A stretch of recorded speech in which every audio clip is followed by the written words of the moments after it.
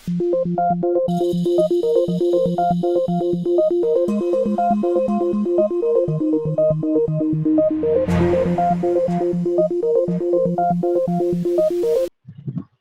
की क्लास में मैं आपको एक न्यू टॉपिक कराने जा रही हूँ, that is Meselson and Stahl experiment. जब भी किसी एक्सपेरिमेंट को मैंने एक्सप्लेन किया है, वहां पे सबसे पहली जो चीज मैंने आपको सिखाई है वो एक ही है कि अगर कभी कहीं कोई एक्सपेरिमेंट किया जाता है, सबसे पहली चीज कि उसका कोई एम होता है और दूसरी बात कि उसका कोई रिजल्ट होता है। जैसे आप कोई प्रैक्टिकल भी जब लिखते हैं नोटबुक में, तो ऑब्वियसली सबसे पहले एम ऑफ द एक्सपेरिमेंट ही लिखते हैं। तो यही मेरा बोलने का मतलब है कि हम किसी पर्पस के लिए ही एक्सपेरिमेंट कर रहे होते हैं।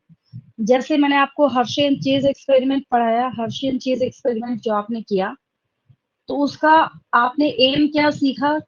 ये प्रूफ करना था कि DNA is the genetic material. DNA is the genetic material. हाँ, यहाँ पे आपके पास मिसेल्सन एंड स्टॉल एक्सपेरिमेंट है। सबसे सिंपल सी बात, आपको इसको क्या बोलना है खुद समझ में आ जाएगा। क्या है नहीं है, एक्स वाई जेड, इसको छोड़ देना है। सबसे सिंपल सी बात, अगर एक बच्चे से भी मैं पूछूं तो वो बोलेगा यहाँ पे क्या है, तो यहाँ पे 2 स्ट्रैंड रेड कलर के हैं। फिर उसके बाद 20 मिनट के बाद नेक्स्ट स्टेप में आपको क्या दिख रहा है, तो ये दोनों जो रेड वाले स्ट्रैंड हैं वो गए जरूर है न्यू कॉम्बिनेशन में, लेकिन एक ग्रीन कलर का न्यू स्ट्रैंड इनके ऊपर बना है। फिर आफ्टर 40 मिनट के बाद फिर नेक्स्ट स्टेप में आप क्या देख रहे हैं, सबके ऊपर एक एक न्यू स्ट्रैंड यहाँ पे चला गया है। ठीक है, तो हम लोग यहाँ पे प्रूफ करने वाले हैं the DNA replication is semi conservative in nature. कि अगर डीएनए का रेप्लिकेशन होना है, अगर कभी कहीं डीएनए का रेप्लिकेशन होगा, तो डीएनए के रेप्लिकेशन हमेशा रहेगी कि जब भी डीएनए का रेप्लिकेशन होगा तो उसमें एक डीएनए का स्ट्रैंड न्यू होगा और एक स्ट्रैंड ओल्ड होगा। तो इसको हम लोग सेमी कंजर्वेटिव कहते हैं। क्या कहते हैं? Semi conservative. अगर हम सिर्फ कंजर्वेटिव बोलते हैं, तो सिर्फ कंजर्वेटिव बोलने का मतलब है कि कंप्लीट जो आपके पास क्या है, ओल्ड स्टैंड है, वही पूरा का पूरा आ जाना चाहिए। तब हम लोग उस केस में, उस कंडीशन में क्या बोलेंगे? कंजर्वेटिव। बट हम यहाँ पे कंजर्वेटिव नहीं बोल रहे हैं, हम लोग यहाँ पे सेमी कंजर्वेटिव बोल रहे हैं। ठीक है, फिर अगर आपके दिमाग में एक और टर्म आएगा, जैसे देखिए इतने सारे कंफ्यूजन जो है ये बच्चों को होते हैं इन सारे टर्म्स के बीच में। अगर हम कंजर्वेटिव बोल रहे हैं, तो अगर होता, तो ऐसा होता नहीं है। पहली बात ये बस मैं आपको समझाने के लिए बता रही हूँ। अगर हम कंजर्वेटिव बोल रहे हैं, तो यहाँ पे जो ओल्ड स्ट्रैंड्स है वो एज इट इज, अगर 2 ऑफस्प्रिंग है तो एक किसी में पूरे के पूरे चले जाते हैं, तो पता चलता है कि इसकी जेरोक्स कॉपी जो है वो पूरा का पूरा फीचर देखने को मिलता नेक्स्ट जनरेशन में। ठीक उसी तरीके से, मतलब ये जैसे जैसे आगे आगे चलता चला जाता है, ये कंप्लीटली पूरा का पूरा कंजर्व करता चला जाता है। ठीक है, बट ऐसा नहीं होता है। डीएनए का रेप्लिकेशन कभी भी कंजर्वेटिव नहीं होता है। ठीक है, होता क्या है, semi conservative. Each and every generation में जब कभी भी रेप्लिकेशन होगा, वहां पे एक बात तो मस्ट होगी, क्लियर होगी, कि एक स्ट्रैंड ओल्ड होगा। जैसे यहाँ पे एक ब्लू स्ट्रैंड ओल्ड है, फिर एक इसके ऊपर न्यू स्ट्रैंड जो है वो येलो कलर का बन गया। फिर जब चारों को ओपन करके रख देंगे, तो चारों के ऊपर एक एक येलो स्ट्रैंड बना देना है, अपने आप कॉम्बिनेशन तैयार हो जाता है। ठीक, अगर डिस्पर्सिव होता, डिस्पर्सिव बोलने का मतलब है कुछ नए ही तरह का रिकॉम्बिनेशन हो जाता। मतलब एक पूरे कंप्लीट डीएनए के अंदर आपको कुछ पार्ट जो है वो ओल्ड वाले का दिखता, कुछ न्यू का, कुछ ओल्ड का, कुछ न्यू का। बट ऐसा नहीं होता है। करेक्ट क्या है? सेमी कंजर्वेटिव है। बट कैसे पता चले कि जो डीएनए का रेप्लिकेशन है वो सेमी कंजर्वेटिव होता है? तो इसके लिए हम लोगों को क्या करना पड़ेगा? इसके लिए भी एक एक्सपेरिमेंट करना पड़ेगा।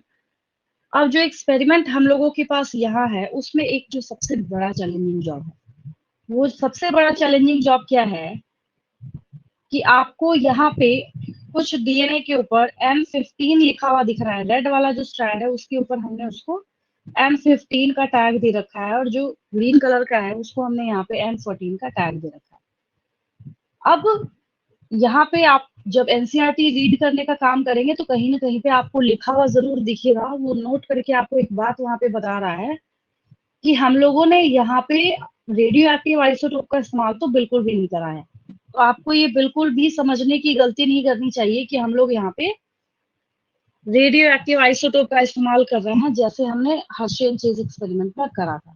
यहाँ जो कंडीशन है वो कंप्लीटली डिफरेंट है। क्या डिफरेंट है? तो हम लोगों ने ना यहाँ पे एक चीज का पता लगाया। क्या? हमने ये पता लगाया कि अगर नाइट्रोजन को हम देखते हैं तो नाइट्रोजन के आपके पास दो आइसोटोप्स हैं, एक N14 वाला है और एक N15 वाला है, राइट? पहली बात तो ये, ठीक है। फिर हमने एक दूसरी बात पता लगाई, अगर हम डेंसिटी की बात करें तो N15 is heavier then N14, मतलब N15 जो है वो N14 के कंपैरेटिवली हैवी होगा। दूसरी बात, ये पहले ही पता लग चुका है कि N15 जो है ये हैवी है और N14 जो है वो लाइट वेटेड है, ठीक है। कैसे पता चला? पता ये चला, जो बार बार मैं सेंट्रीफ्यूगेशन सेंट्रीफ्यूगेशन बताती रहती हूँ आपको, तो पता ऐसे चला कि हमने भी क्या किया, यहाँ पे जो CaCl थोड़ा ब्लर है बट जब मैं आपको नोट कराऊंगी तो उसमें मैं लिख दूंगी, इट्स सीजियम क्लोराइड, उसको सीजियम क्लोराइड बोलते हैं। डेंसिटी ग्रेडियंट के तौर पे इसका इस्तेमाल करते हैं हम लोग। तो फिर हमने क्या किया, सीजियम क्लोराइड के अंदर N14 और N15 दोनों वाले को पकड़ के उसका सेंट्रीफ्यूगेशन करा डाला। सेंट्रीफ्यूगेशन कराने के बाद फिर हमने क्या चेक किया कि इसके अपर वाले लेवल पे कौन मिल रहा है, N14 मिल रहा है, और इसके लोअर वाले लेवल पे कौन मिल रहा है, N15। तो ऑब्वियस है, अगर मैं आपको पूछूं कि आपने एक जग के अंदर पानी ले रखा है और उसमें आपने कुछ पेपर पेबल्स डाले हैं और कुछ आपने स्टोन पीसेस डाले हैं, तो ऑब्वियस है कि जो कंकड़ पत्थर स्टोन है वो नीचे चला जाएगा क्योंकि उसका वेट ज्यादा है। बस सिंपली उसी चीज को यहाँ पे इस्तेमाल करा गया है। यहाँ ने पे इन्होंने बहुत ही सिंपल सा दिमाग लगाया। इन्होंने बोला चलो हम एक काम करते हैं, हम लोग एक हैवी आइसोटोप को उठा लेते हैं और एक हम लोग लाइट आइसोटोप को उठा लेते हैं, ठीक है। और उठाया किसको गया, ऑर्गेनिज्म कौन है यहाँ पे, इकोलाई है। अब पता है भाई, इकोलाई है तो बैक्टीरिया है, बैक्टीरिया है तो प्रोकैरियोट है, प्रोकैरियोट है तो मोनेरा है, और मोनेरा है तो असेक्सुअल रिप्रोडक्शन करेगा, असेक्सुअल रिप्रोडक्शन करेगा तो हम जिस चेंज को मॉनिटर करेंगे वो generation after generation after generation after generation automatically आना स्टार्ट हो जाएगा, ठीक है। तो हमने क्या करा, कुछ इकोलाई को उठा के N15 वाले मीडियम में ग्रो करा दिया, कुछ इकोलाई को उठा के हमने N14 वाले मीडियम में ग्रो करा दिया। अपने आप काफी जनरेशन्स के बाद फिर जब आपने सेंट्रीफिकेशन करा के चेक करा तो पता चला कि जो N15 में ग्रो करने वाला है उसका जेनेटिक मटेरियल कैसा हो गया, हैवी हो गया, और जो N14 में ग्रो करने वाला है उसका जेनेटिक मटेरियल कैसा हो गया, लाइट हो गया। पहले इनका सेपरेशन कैसे किया, ये बात समझ आई आपको? पहले हमने N15 और N14 वाले जेनेटिक मटेरियल का सेपरेशन कैसे कराया है, ये बात समझ आई सबको? पहले मैम क्लियर है? सेंट्रीफ्यूगेशन करके। सेंट्रीफिकेशन क्या पूछ रहे हैं? मैम सेंट्रीफ्यूगेशन करके सेपरेट किया। हाँ हाँ, सेंट्रीफिकेशन करके हमने इसको सेपरेट किया, वो तो ठीक है। लेकिन N15 वाला हैवी हो गया और N14 वाला लाइट हो गया क्योंकि हमने यहाँ पे हैवी और लाइट आइसोटोप्स लिए हैं। तो इतनी बात पहले समझ आई सबको, उसके बाद हम देखेंगे कि आखिर ये सेमी कंजर्वेटिव बनेगा कैसे। इतनी बात क्लियर है सबको यस मैम। कि N15 हैवी है, हाँ N14 लाइट है, सिंपल सी बात है। अब इसके बाद हम लोगों को क्या करना है, एज इट इज जैसे जो एक्सपेरिमेंट आपके पास है, क्योंकि जैसे ही मैं ये बोलना स्टार्ट करती हूँ कि ये N15 डीएनए है और इसको हमने याद रखना है एक बात, हमने हैवी, अब मेसेल्सन एंड स्टॉल का एक्सपेरिमेंट है तो आप अपना एक्सपेरिमेंट तो नहीं लिखेंगे ना यहाँ पे, ऑब्वियस इन्हीं का लिखेंगे। मेसेल्सन एंड स्टॉल ने जो एक्सपेरिमेंट किया है आपको वही लिखना पड़ेगा। अब न्यूटन लॉ जो था वो था, आपका मन करे हम कुछ और ऐड कर दे उसमें, आप अपने नाम से पब्लिश कीजिए, उनके नाम में तो आप ऐड नहीं कर सकते। मिसेल्सन एंड स्टॉल ने जो एक्सपेरिमेंट करा था उन्होंने N15 वाले को N14 वाले मीडियम में ग्रो किया था। बच्चे एग्जाम में उल्टा लिख देते हैं, N14 वाले को N15 में ग्रो करेंगे, आप कर सकते हैं, आपकी मर्जी, कोई दिक्कत नहीं है। बट हम यहाँ पे किसी पर्सन का एक्सपेरिमेंट नहीं पढ़ रहे, XYZ का हम मिसेल्सन एंड स्टॉल एक्सपेरिमेंट पढ़ रहे हैं, तो हमें यहाँ पे वही पढ़ना पड़ेगा जो इन्होंने किया था, ठीक है। तो यहाँ पे हमने N15 वाले डीएनए को लिया और N15 वाले डीएनए को हमने क्या करा, अब जैसे ये N15 वाला डीएनए है, ठीक है, इसी से समझिए, देखिए ये जो आपके पास यहाँ पे रेड ऑरेंज बहुत ज्यादा इंटरफेयर करेगा तो ग्रीन कलर मैंने ले लिया। ये जो है N15 वाला, इसको हमने N14 वाले मीडियम में डाल दिया। डालने के बाद 20 मिनट तक हमने उसको वैसे ही लीव कर दिया। 20 मिनट्स के बाद हमने क्या देखा कि 20 मिनट्स के बाद एक रेड स्ट्रैंड एक ग्रीन बनाने के लिए बच्चों को मैं कहती हूँ ओल्ड वाले में जो दिख रहा है उसको पहले दोनों को सेपरेट कर दो, दोनों के ऊपर एक एक न्यू बना दो, स्टोरी ओवर, ठीक है।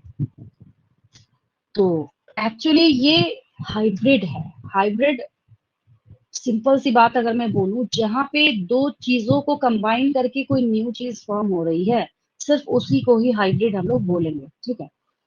फिर हमने क्या किया, हमने वापस सेंट्रिफिकेशन कराया। जब सेंट्रिफिकेशन कराया तो क्या पता चला, पता चला कि भाई ये जो है इसका वेट N15 वाले से थोड़ा कम है और N14 वाले से थोड़ा ज्यादा है। तो क्या कंक्लूजन निकला कि ये हाइब्रिड है। क्या है ये? हाइब्रिड है, मतलब इसमें एक ओल्ड स्ट्रैंड है और एक न्यू स्ट्रैंड है, ठीक है। फिर हमने वापस इसको 40 मिनट्स के लिए N14 वाले मीडियम में ही लीव करा है। वापस मैं रिपीट कर रही हूँ। फिर वापस हमने N15 वाले को जब हमने निकाला इसमें से, N14 वाले में से 20 मिनट्स के बाद, तो हमने देखा उसमें हाइब्रिड बन के तैयार हो रखा है। हमने बोला चलो भाई ठीक है, तुमको कुछ और देर के लिए 40 मिनट्स के लिए हम इसी में लीव कर देते हैं। जब आपने वापस उसको 40 मिनट तक उसके अंदर लीव कर दिया तो आपने क्या देखा, 40 मिनट्स के बाद आपने देखा कि सारे स्ट्रैंड के ऊपर N14 N14 N14 N14 आपको क्या करना है, ड्रॉ कर देना है, ठीक है।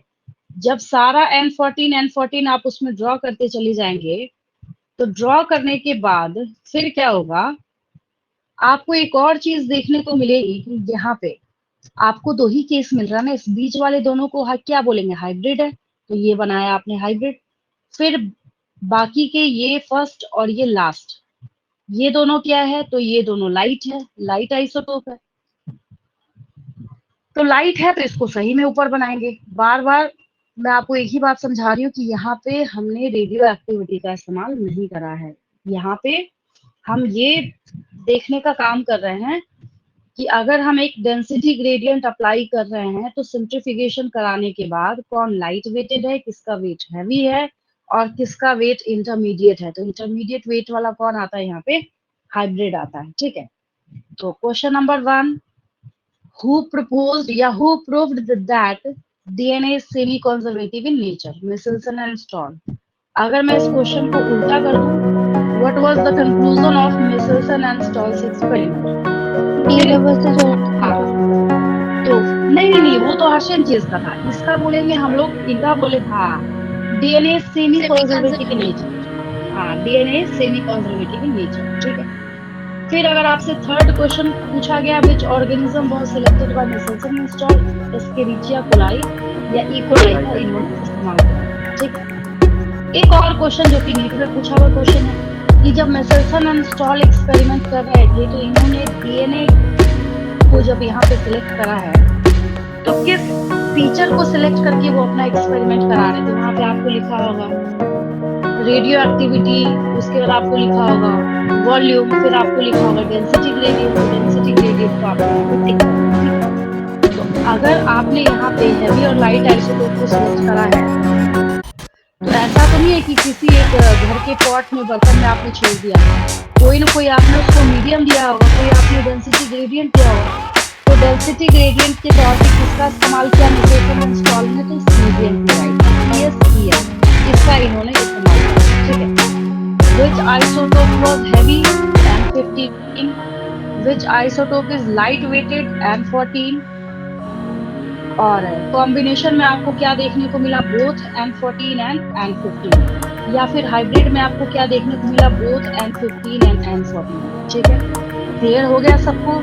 बहुत ही आसान सा सिंपल सा एक्सपेरिमेंट। कहीं कोई भी जो कहा जाता ना कि कॉम्प्लिकेशन हो या समझने में कोई दिक्कत हो या फिर दो केस हम लोगों को समझना है जैसे हर्षेन चेज में मैंने आपको एक फर्स्ट केस समझा, फिर मैंने आपको सेकंड केस समझाया। हालांकि वहां भी बहुत ही आसान था, दोनों सेम ही था, डायग्राम तो सेम ही था, बस एक में आपने प्रोटीन को रेडियोलेबल कर रखा था, एक में आपने डीएनए को कर रखा था। यहाँ पे वैसा कोई झंझट ही नहीं है। आपने एक बार दो कॉलोनी बनाई है इकोलाई की, एक को आपने हैवी वेट वाले में रख रखा है यहाँ पे, और दूसरे को आपने जो लाइट आइसोटोप वाले हैं उसमें ग्रो कर रखा है। ठीक है, तो ऑटोमेटिकली क्या है, कुछ समय के बाद यहाँ पे कुछ टाइप की कॉलोनीज जो है वो देखने को मिलती है। फिर वापस हम क्या करेंगे, N15 वाले को N14 वाले में प्लेस करेंगे, चाहे आप 20 मिनट के बाद ऑब्जर्व कर रहे हैं, चाहे 40 मिनट के बाद ऑब्जर्व कर रहे हैं, बट हर एक केस में क्या है कि आपने N15 को N14 के अंदर प्लेस करा है। ठीक है, तो समझ आया सबको? समझने में कोई दिक्कत नहीं? Yes ma'am. सबसे पहले आपने ना ग्रिफिथ एक्सपेरिमेंट पढ़ा था, याद है? तो ग्रिफिथ एक्सपेरिमेंट जब पढ़ा था तो बहुत ही मतलब पुराने टाइम की बात है। इतने पुराने टाइम की बात है कि आप 1928 में ही पढ़ रहे थे उसको। फिर आपको नेक्स्ट सीरीज में मैंने हर्शे एंड चेज एक्सपेरिमेंट बताया। हर्शे चेज एक्सपेरिमेंट जब कर रहे थे तो उन्होंने 1952 में करा है। 1953 में वॉटसन एंड क्रिक को नोबेल प्राइज मिला था, किस चीज के लिए? ये बताने के लिए कि DNA is double helical structure. ठीक है, बट हर्शे एंड चेज का भी बहुत बड़ा कंट्रीब्यूशन था, कम से कम ये प्रूफ करके तो दे दिया कि हाँ DNA is the genetic material. तो अब इसके आगे जब नेक्स्ट सीरीज में हम लोग बढ़ रहे हैं, जब आपको यहाँ पे मिसेल्सन एंड स्टॉल एक्सपेरिमेंट की पढ़ाई करनी है, तो इनका एक्सपेरिमेंट हो रहा है 1958 में। कब हो रहा है ये? 1958 में। ठीक है, ग्रिफिथ साहब ने कब किया था? 1928 में। ठीक है, हर्षे चेज ने कब किया था? तो हमेशा याद रखेंगे, वॉटसन एंड क्रिक के डीएनए के डबल हेलिकल मॉडल को प्रपोज करने के ठीक 1 साल पहले, यानी 1952 में। और जब मिसेल्सन एंड स्टॉल एक्सपेरिमेंट आ रहा है तो इन्होंने दिया है 1958 में। तो मैंने आपको उसी सीरीज में पढ़ाया है। पहले आपने पढ़ा है ग्रिफिथ एक्सपेरिमेंट, उसके बाद Hershey and Chase experiment, then Meselson and Stahl experiment. ठीक है, क्लियर है बिल्कुल? Yes ma'am. Yes ma'am. चलिए फटाफट थोड़ा थोड़ा नोट करते चलिए मेरे साथ।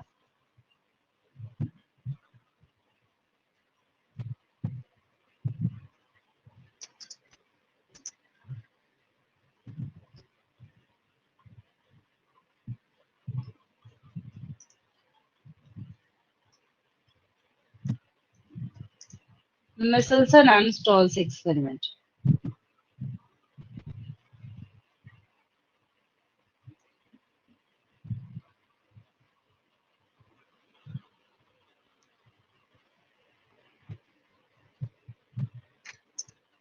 इनके एक्सपेरिमेंट के बारे में अगर हम लोग बात करें तो इनका एम है टू प्रूव दैट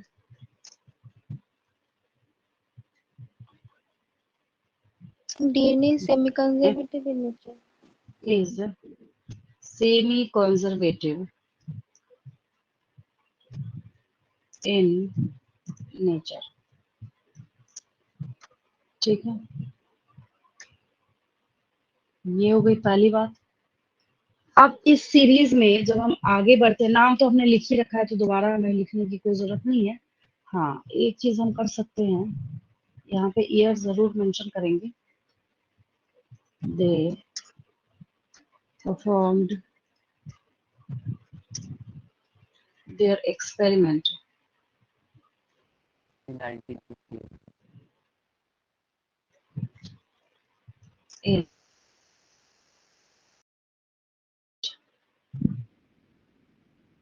याद करते चलेंगे तो आपके लिए बहुत अच्छा। फिर उसमें कि हाँ एक भी पॉइंट में कोई डाउट है या हमें क्या किया, क्या इन्होंने कैसे स्टार्ट करा, क्या सोचा, क्या किया पहले? तो सबसे पहले इन्होंने क्या किया, मेन डीएनए को देखो पॉली इस्केरिचिया कोलाई को शॉर्ट में हम लोग इकोलाई कहते हैं। इस्केरिचिया कोलाई, क्या ये बैक्टीरिया है? विद इन ब्रैकेट डाल दीजिए बैक्टीरिया। अब लिखिएगा इकोलाई, कुछ बच्चों को ये नहीं पता बैक्टीरिया फंजाई वायरस है क्या। ये इकोलाई एक बैक्टीरिया है इन अ मीडियम कंटेनिंग, क्या कैरी कर रहा है ये? तो 15 वाला थोड़ा आप लोग इसको ऊपर लिख लेंगे, जैसे लिखते हैं केमिस्ट्री में NH4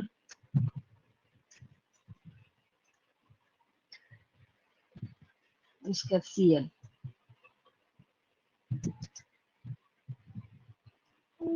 उसके बाद इसके ब्रैकेट में हम लोग डाल देते हैं, आपको पता है N15 हैवी आइसोटोप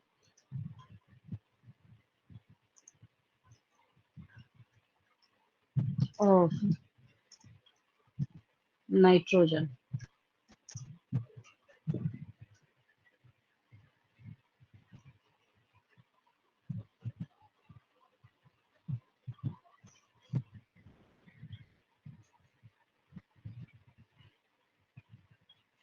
अच्छा, ये जाएगा कैसे? क्योंकि आपको पता है कि भाई डीएनए को अगर खुद को बनाना है तो उसको नाइट्रोजनस बेसिस तो चाहिए ही चाहिए। बिना नाइट्रोजन, तभी तो सबसे पहले जब चैप्टर स्टार्ट होता है तो पूरा जो टाइम है सबसे पहले बच्चों का कि डीएनए के क्या कंपोनेंट्स हैं, कौन कौन सी चीजें प्रेजेंट है, वो समझने में जाता है। तो आप ऑटोमेटिकली यहाँ पे समझ सकते हैं इसका जो रिजल्ट होगा वो आपको क्या देखने को मिलेगा। N15 was incorporated into newly synthesized DNA। क्योंकि नाइट्रोजन के तौर पे जो डीएनए को चाहिए, तो आपने कुछ छोड़ा ही इस बेचारे के पास गुंजाइश, बोला कि आपने तुमको जीना है तो N15 लेना ही पड़ेगा। तो N15 से ही उसने क्या करा, अपना डीएनए बनाने का काम किया। तो उसका जो डीएनए है वो कैसा बन गया, हैवी आइसोटोप वाला बन गया। ठीक है, बस इतनी सी बात ही आप जानते हैं। यहाँ पे मैं ब्रैकेट क्लोज कर देती हूँ। N15 is the heavy isotope of nitrogen as only nitrogen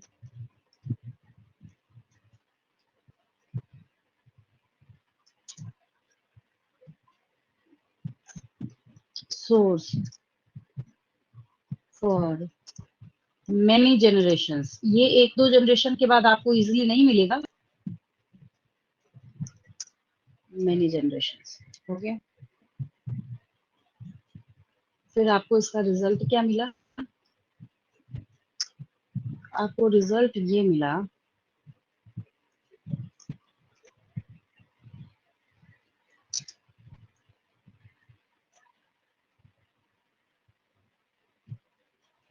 N15, पहले यहाँ पे ऊपर लिख लेंगे आप लोग, N15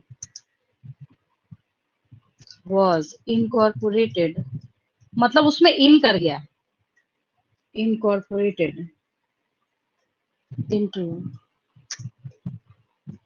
newly synthesized DNA। जो इनका एम था वो इनको मिल गया। इसको ना सेम कॉपी करके हम लोग क्या कर सकते हैं, देखिए एक बात समझिए। जो अभी अभी हमने किसके लिए लिखा है, N15 के लिए, they grew E coli in a medium containing NH4Cl, कौन सा, तो 15 वाला। N15 is the heavy isotope of nitrogen as only nitrogen source for many generations। What is the result? N15 was incorporated into newly synthesized DNA।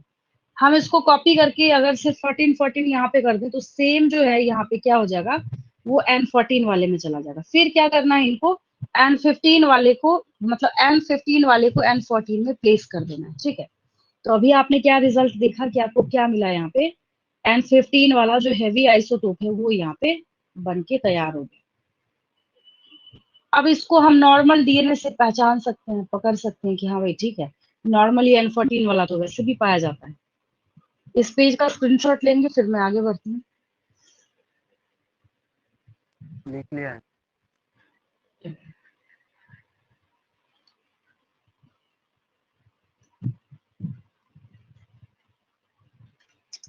This DNA molecule can be easily distinguished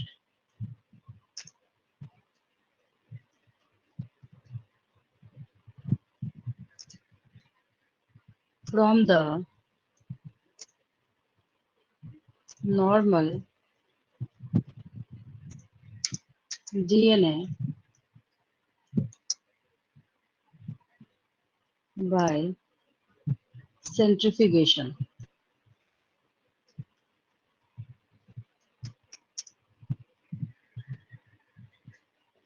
in a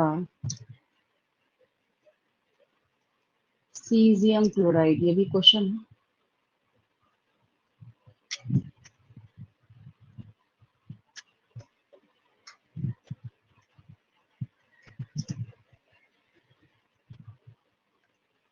CsCl, क्या है ये? Density gradient है।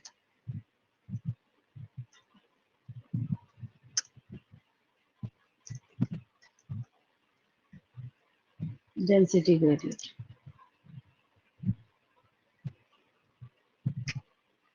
हो गया ये। आगे देखिए,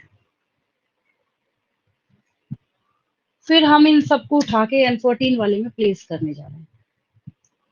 then they transferred the cells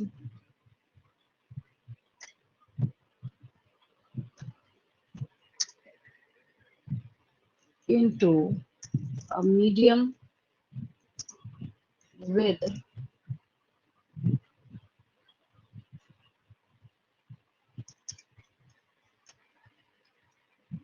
normal nitrogen, किसको बोल रहे हैं हम लोग? यहाँ पे जो आपने 15 करा था ना, वहां पे बस 14 कर देना। ये देखिए, इसकी बात नहीं कर रहे, ये रहा।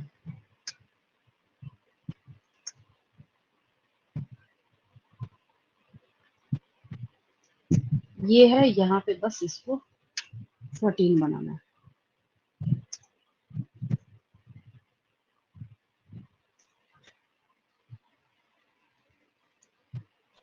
And took samples at various definite time intervals as the cells multiplied.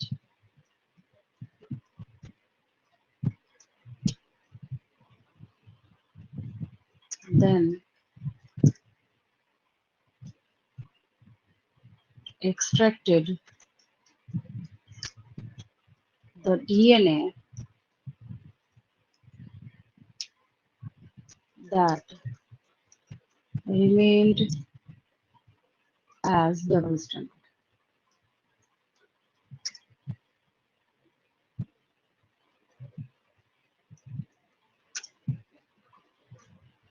Helix का प्लूरल हेलिसेस होता है।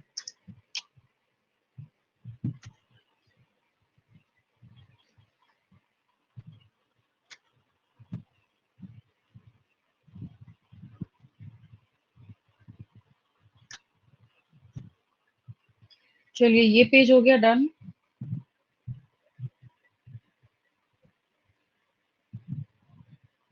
Yes, sir.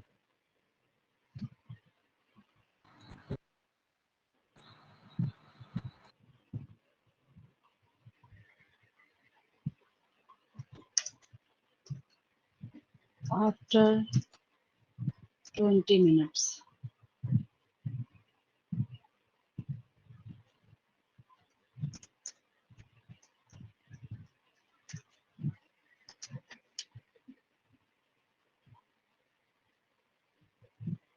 the DNA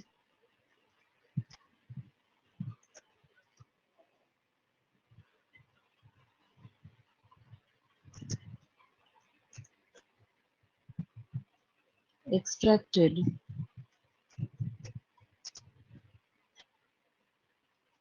from the culture 1 generation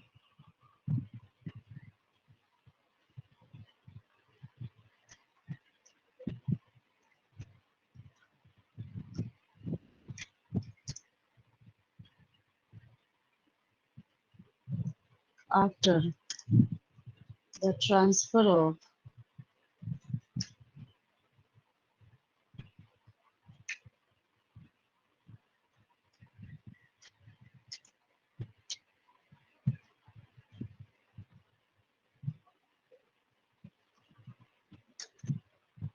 N15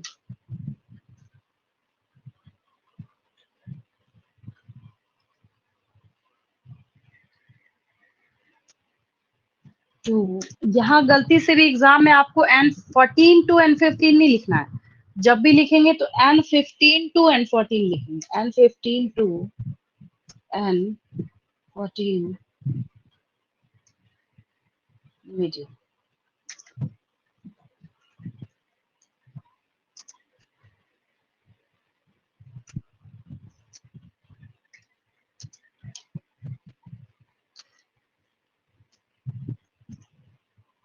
E. coli divides in 20 minutes. In 20 minutes,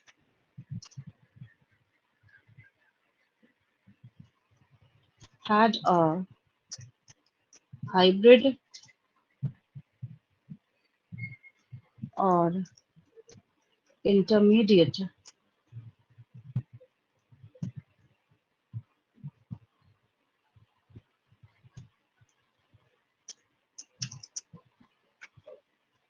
density।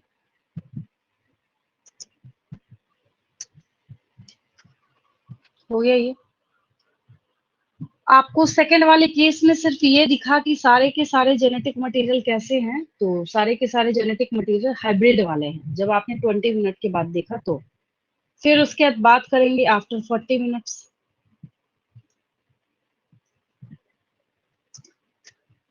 After 40 minutes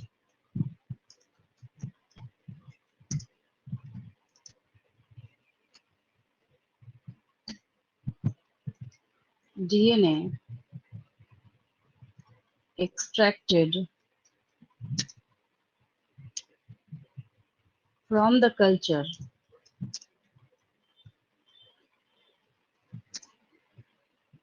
after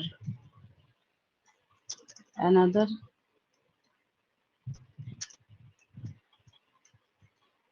generation और generation 2 भी बोल सकते हैं इसको। Generation 2 was composed of equal amounts of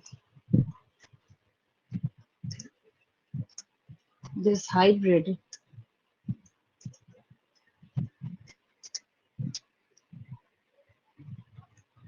DNA and of light DNA।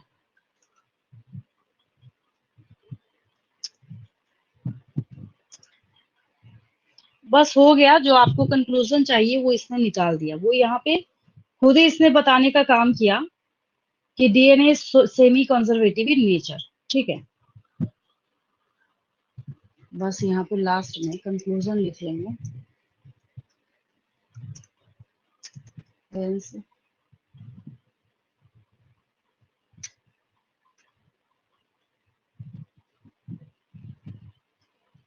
proved that DNA replication is semi-conservative in nature। Semi-conservative in nature।